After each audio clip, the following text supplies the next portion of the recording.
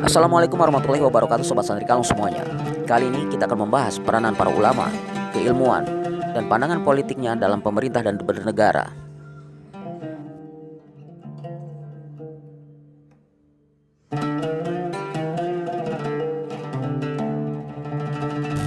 Imam Malik adalah seorang ulama besar di masa Khalifah Harun ar-Rasyid.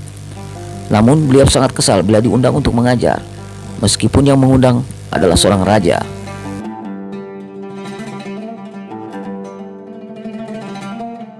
Pernah suatu saat Harun ar-Rasyid meminta agar Imam Malik membacakan kitab Al-Muwatta di istananya untuk anak-anaknya, Al-Amin dan Al-Ma'mun. Pada saat itu Imam Malik berkata, "Al-ilmu yukta la yakti." Ilmu itu disuani, bukan ilmu yang suan. Dan perkataannya ini menjadi kataan yang masyhur sekaligus nasihat untuk para penuntut ilmu. Mungkin tidak berlebihan jika kemudian dikatakan bahwa sebenarnya dalam beberapa hal memang ulama terkadang selalu terlibat untuk melibatkan dirinya dengan urusan-urusan politik, walaupun di antara keduanya merupakan dua bentuk entitas yang sama sekali berbeda.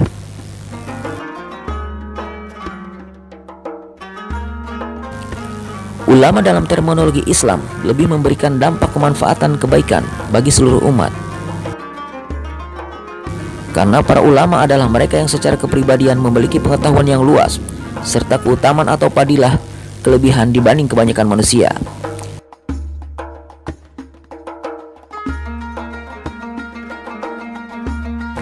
Ulama diistimewakan kedudukannya karena dianggap sebagai penerus para nabi dalam hal agama secara sanad, sekaligus sebagai pemimpin umat. Artinya, para ulama adalah orang-orang istimewa karena kedekatan dan ketaatan mereka kepada Tuhan.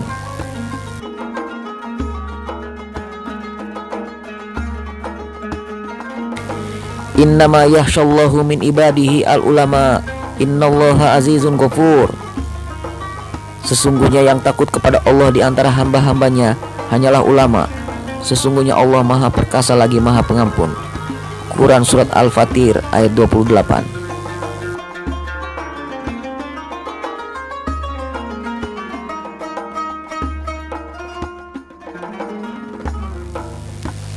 Sedangkan menurut Imam Al-Ghazali yang ahli fikih dan tasawuf, beliau berkata dalam kitabnya Ihya Ulumuddin,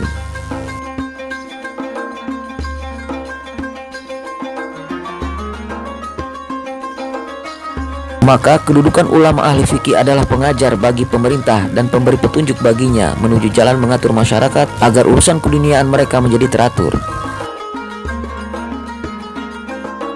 Seorang ulama ahli fikih adalah orang yang mengerti terhadap aturan dalam politik dan jalan tengah antara masyarakat ketika mereka bersengketa dengan hukum syahwat.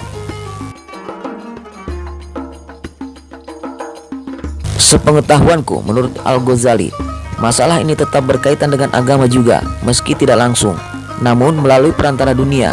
Sebab dunia adalah ladang amal untuk akhirat, dan masalah agama tidak sempurna kecuali dengan dunia.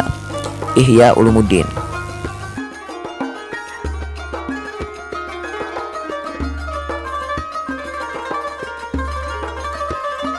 Dan entah mengapa belakangan ini istilah ulama terkesan memiliki makna yang justru paradoks. Bahkan umat saling berebut klaim mengenai keulamaan seseorang. Kafir itu asal kata kafaro yukafiru kufron, menutup hati dari Allah.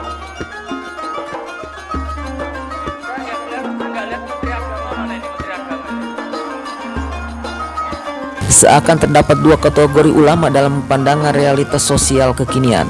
Ulama yang berkhidmat kepada perjuangan politik dengan mengandalkan kekuatan, penggalangan massa, propaganda dan lainnya. Dan ulama yang berkhidmat untuk umat yang senantiasa memberikan pencerahan, menebar kedamaian dan cenderung menjauhi aksi-aksi politik. Kufar itu berbeda.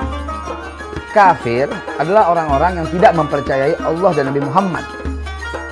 Orang-orang kufar tak jarang adalah orang-orang banyak yang ulama yang menyerang. saat ini nyaman berada di menara puncak keilmuannya, cenderung diam, hanya belajar dan mengajarkan yang bermanfaat untuk umatnya, tidak ikut-ikutan terjun ke dalam hiruk-pikuk praksis politik atau kekuasaan.